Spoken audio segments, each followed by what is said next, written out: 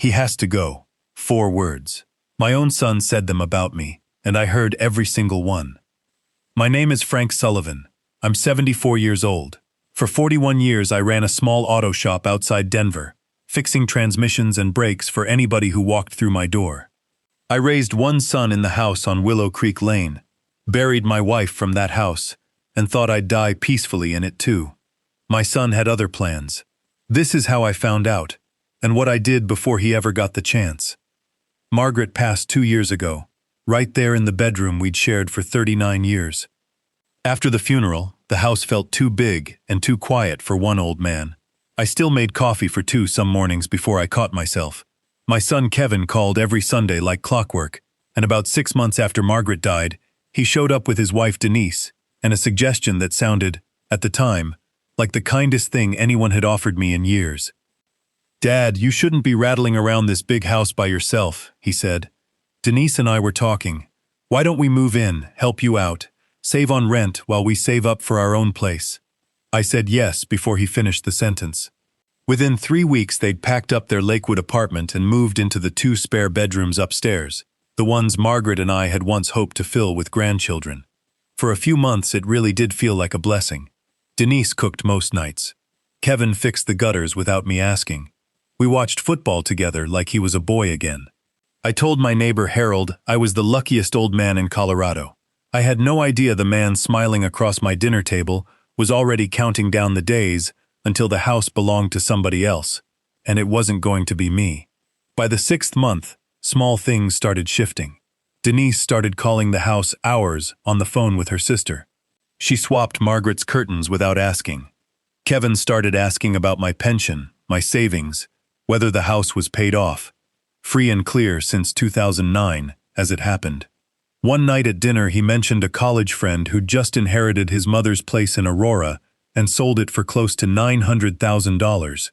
"Prices out here are just crazy right now," he said, looking around my kitchen in a way that made the back of my neck go cold. Denise started having a realtor friend over for coffee, a woman named Patricia, who I later learned had already priced my house without my knowledge. Then came the memory comments.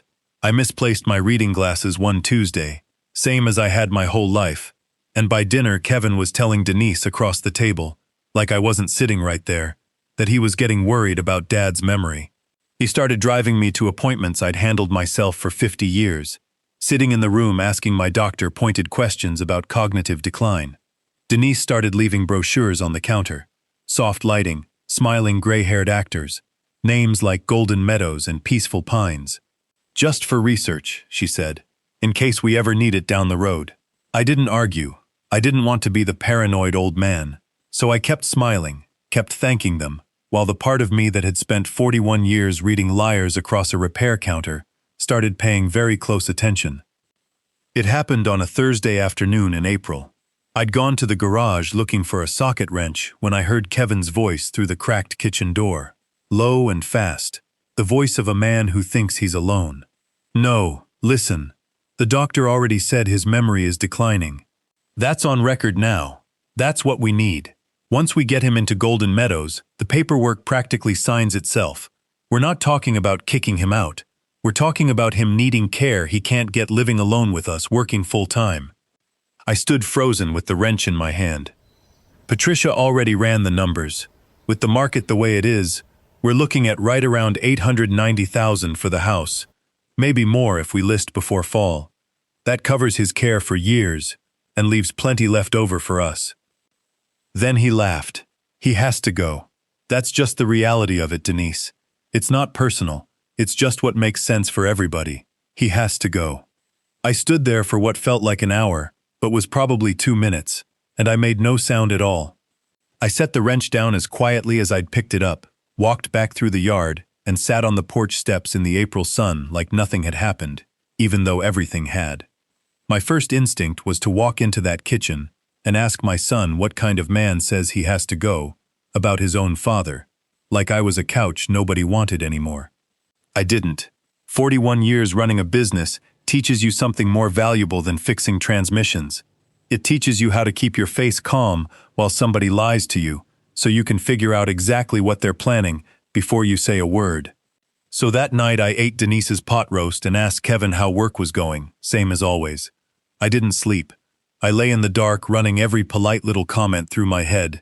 The brochures, the doctor's visits, the questions about my finances, and it all lined up now, every piece, like a puzzle I'd been too trusting to see the shape of. Somewhere around 3 in the morning, I made a decision. I wasn't going to yell. I wasn't going to accuse. I was going to find out exactly where I stood, legally, before they made their move. The following Monday, I told Kevin I had a doctor's appointment across town. Instead, I drove to see a lawyer named Grace Whitman, above a bakery on Colfax Avenue. I told her everything. The phone call, the brochures, the questions. She pulled up the county records right on her computer. "Mr. Sullivan, this house is deeded solely in your name. No one else is on that title. Unless you've signed a power of attorney or some other document, nobody can sell this house, admit you to a facility, or touch a dollar of your money without your consent. Then, has your son asked you to sign anything recently? Something he called insurance forms or medical authorizations?" My stomach dropped. 2 weeks earlier, Kevin had left a stack of papers on the kitchen table, told me they were updated insurance documents for the house. I hadn't gotten to them. I don't sign anything without my reading glasses and a clear head. Grace asked me to bring them in. 3 days later, she confirmed it. Not insurance forms at all. A durable power of attorney, handing Kevin full control over my finances, my health care, my home. I never signed it. I never will. But finding it changed something in me. I wasn't just a man being talked about behind his back anymore. Grace recommended a realtor, Carla Wynn, sharp, discreet, no connection to Denise's circle. I met her at a coffee shop 2 miles from the house, paid cash, and told her I wanted to sell without Kevin or Denise knowing, until it was already done. She didn't ask why. She just nodded, like she'd heard this kind of story before. A house like mine, 4 bedrooms, updated kitchen, 1/3 of an acre on Willow Creek Lane, could bring close to $900,000 if we moved fast. I opened a new account at a credit union Kevin didn't know existed, redirected my mail to a P.O. box, and started meeting Carla every Thursday, while Kevin and Denise thought I was at physical therapy. To keep them relaxed, I let them take me on the Golden Meadows tour. I walked those hallways, nodded at the activities calendar, told the coordinator the dining room looked lovely, knowing full well I had no intention of ever setting foot there again. Kevin looked so pleased afterward, telling Denise on speakerphone that Dad seemed really open to it. I almost felt sorry for him. Almost. Carla listed my house privately, word of mouth only, nothing Kevin or Denise would stumble across online. Within 9 days, we had 3 offers. The best came from Mark and Priya Anderson, expecting their first baby, who fell in love with the backyard where Kevin used to play catch with me 40 years earlier. All cash, $890,000, flexible closing, no contingencies. I signed that agreement with a steadier hand than I expected, thinking about my son's voice in that garage doorway. Well, Kevin, I thought, somebody does have to go. Turns out it isn't going to be me. 2 weeks later, Kevin came home glowing. His company was sending him and Denise to a conference in Chicago. 8 days, all expenses paid. "It's actually perfect timing, Dad," he told me over dinner. "While we're gone, you should think more about Golden Meadows. Maybe even put down a deposit, get the ball rolling." I told him I'd think about it. Inside, I was doing the math. Closing could happen in as little as 12 days, and the Andersons were ready to move the second I gave the word. They left for the airport on a Sunday morning. I stood on the porch and waved as Kevin's car pulled out of the same driveway he used to ride his bike down as a boy. The second it turned the corner and disappeared, I called Carla and told her one thing: move the closing up. Let's do it this week, before they ever get the chance to come home and stop it. Closing happened that Wednesday, 4 days into their trip, in a small conference room at the title company. Priya sat with her hand on her round belly, both of them bouncing with excitement about raising their daughter in that backyard. I signed page after page, lighter with every signature, and Carla handed me a check for $890,000 minus fees, more money than I'd ever seen in one place in my life. I'd already found my own place, a bright, independent living condo at Sunrise Ridge in Golden, mountain views out every window, a woodworking shop in the basement. Nobody chose it for me off a glossy brochure.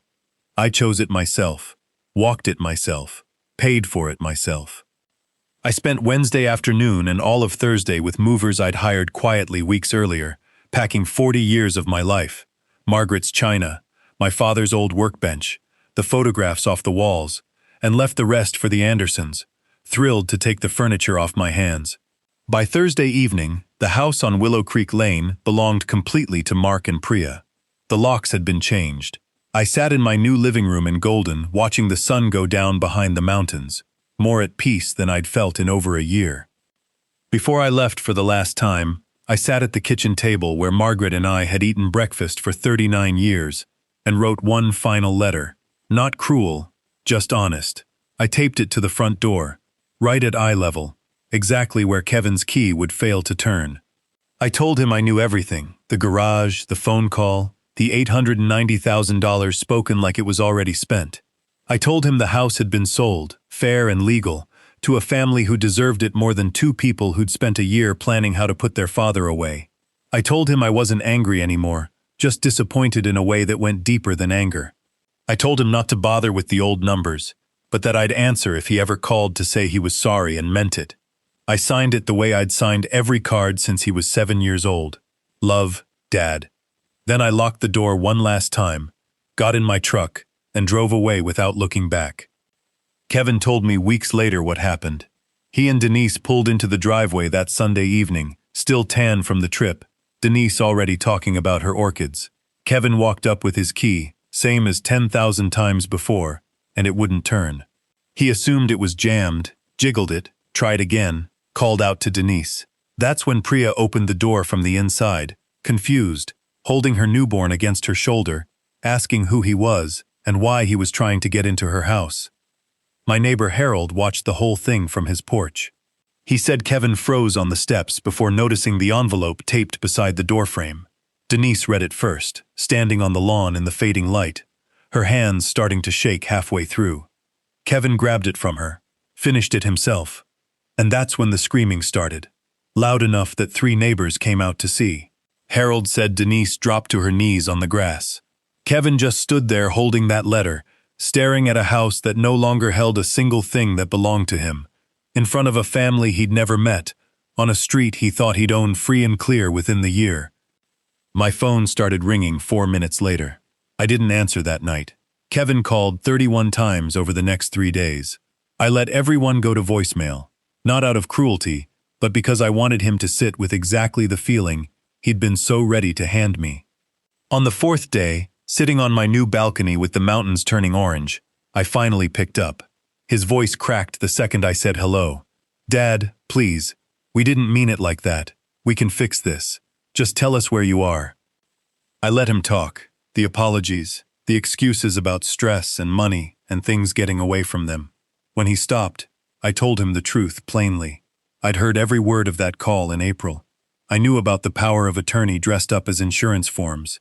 I knew what Golden Meadows and $890,000 had meant to him for months before I said a word. I told him I wasn't going to yell, because he was still my son and I still loved him. But that love didn't mean I owed him a house I'd spent 41 years paying off. Not after he decided on his own that I had to go. I told him I was happy, genuinely happy, in a place I'd chosen myself, surrounded by people who respected me instead of planning around me.